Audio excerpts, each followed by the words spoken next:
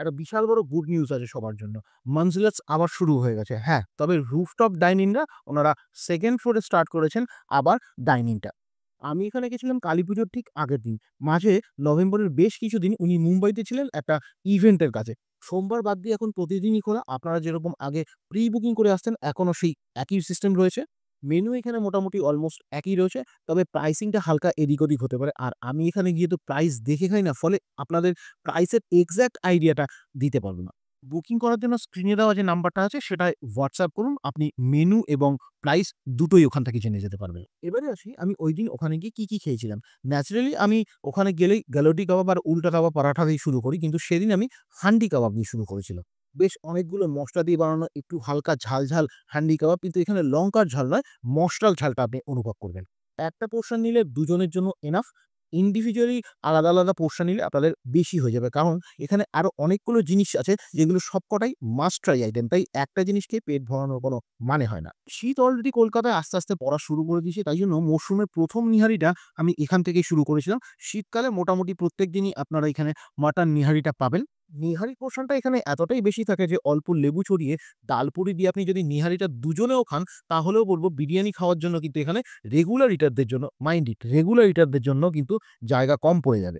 আজকাল আমার খাওয়ার ইনটেক ক্যাপাসিটিটা বেশ খানিকটা কমে গেছে। তাই জন্য আমাকে কিছু লোকজনকে নিয়ে যেতে হয়। এই আমি সেদিন একজন স্পেশাল গেস্টকে নিয়ে গেছিলাম যিনি আমায় খাওয়া-দাওয়ায় বেশ খানিকটা হেল্প করেছেন। নিহারের টেস্টের কথা যদি বলতে হয় তাহলে বলব সুফিয়ার টেস্টটা আমার কাছে বেশ খানিকটা কমার্শিয়াল লাগে। আর এই মনজিলাতের নিহারি কিন্তু বেশ খানিকটা আমার rich of aroma, rich of spices লাগে। মানে এইটা একটা আর্টিস্টিক কাজ বলতে পারেন। কমার্শিয়াল মুভি আর আর্ট সিনেমার মধ্যে যতটা ডিফারেন্স, এইখানেও ঠিক ততটাই। এখন ব্যাপারটা আপনার উপরে। আপনি মাসে যাবেন না ক্লাসে যাবেন? মাসে গেলে আপনাকে ভোর ৪ টের সময় যেতে হবে। আর ক্লাসে গেলে আপনি সন্ধে ৮ টাতেও এসে এখানে নিহারি এনজয় করতে পারবেন। নিহারিটা কিন্তু বেশ হেভি। অল্প খেলেই কিন্তু পেট ভরে যায়। আর তার সাথে রয়েছে ডাল পুরি। এখন যদি এর মধ্যে আমি উল্টা তাওয়া পরাঠা দিয়ে গালোটি কাবাব খেতাম তাহলে কিন্তু অনেকটাই পেট ভরে যেত, হেভি হয়ে যেত, বিরিয়ানি খেতে পারতাম না।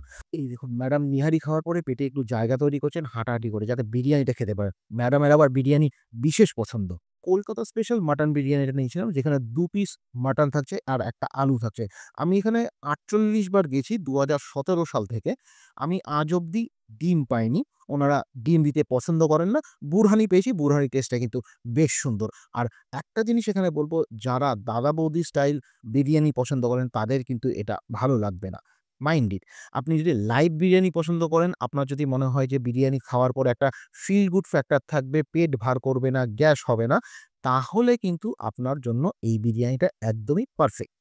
আর আমি এখানে যাই সম্পূর্ণ প্যাকেজটার জন্য। শুধুমাত্র বিরিয়ানি টেস্টের জন্য না। অ্যাম্বিয়েন্স, উনার সাথে গল্প, আড্ডা, তার সাথে খাবার, খাবারের টেস্ট সবকিছুর জন্য আমি যাই। এখানে অনেকেই যান এবং বলেন যে বিরিয়ানিটা ওভাররাইট। একদম না।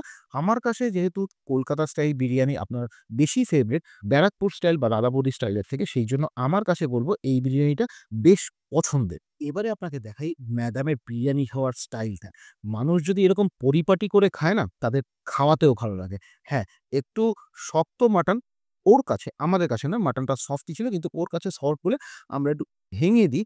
কিন্তু ব্যাপারটা দেখুন, এইরকম যদি পরিপাটি করে খায় আর এই বয়স থেকে, তাহলে বলব যে ভবিষ্যতে একজন বড় ইনফ্লুয়েন্সার, বড় ফুড ক্রিটিক হতে চলেছে। হ্যাঁ, এখন থেকে আমি মোটামুটি ট্রেনিংটা দেওয়া শুরু করে দিয়েছি। একদম সুন্দর গুছিয়ে যে খাচ্ছে, খাওয়ার পরে যে এক্সপ্রেশনটা, সেইটা আমার কাছে প্রাইসলেস। যেটা পেয়েছি সেটা বলে দিচ্ছে যে মানজিলাতের বিরিয়ানিটা কতটা টেস্ট। ডেজার্টে মূলত ওনার কাছে হালুয়া আর ফিরনিটা দুটোই প্রতিদিনই মোটামুটি থাকে। হ্যাঁ, এখন লাকটা খারাপ হলে আপনি একটা পাবেন, আরেকটা পাবেন না। আমি এখানে গেলে দুটোই একটা পোরশন করে ট্রাই করি আর সেটাকে নিয়ে হাফ করে নিই। হালুয়াটা কিন্তু একদম প্রপার ঘিয়ের সুজির হালুয়া, অসম্ভব সুন্দর খেতে। আর ফিরনিটা জাস্ট মুখে দিলে মিলিয়ে যায়। একটা জিনিস এখানে বলব, স্ক্রিনে দেওয়া যে নাম্বারটা আছে সেটাতে WhatsApp করবেন। দেরি হলেও আপনি রিপ্লাই পাবেন। ফোন করলে উনি কিচেনে থাকেন বলে ফোন ধরতে পারেন না। Thank you for watching. Tata.